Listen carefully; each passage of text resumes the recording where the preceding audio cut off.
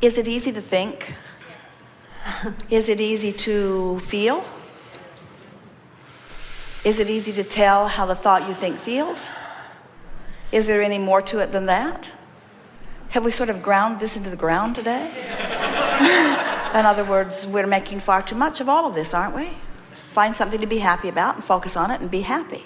Then find something else to be happy about and focus on it and be happy. Then find something else to be happy about and focus on it and be happy. If you find yourself, by default, not watching what you're doing, stumbling onto something that doesn't feel happy when you focus upon it and don't feel happy until you can't stand not being happy, and then make a decision to focus upon something that feels happy, and then focus upon it and be happy. That's pretty much it.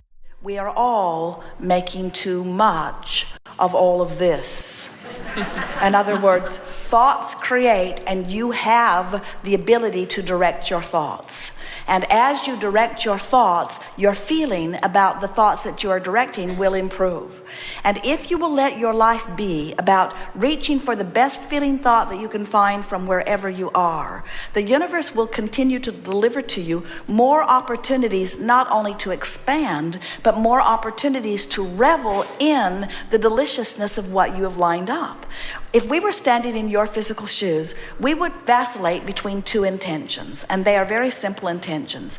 The first one would be, I want to feel good as much as I can feel good, which means I'm going to pay more attention to how I feel, and I'm going to more deliberately guide my thought. And the second intention that we would leave this gathering with, which really falls on the basis of what we've just said, is, I am determined. And think of the power of the word determined. I am determined to tell the story, all stories, the story of my life, the story of my wishes, the story of my past, the story of my present. I am determined to tell my story of how I want it to be. So if people say, how have you been? Your answer is irrelevant. As people say, hi, how are you? The answer is irrelevant. Not that you're irrelevant. My story about how I am is irrelevant. My story about how I have been is irrelevant.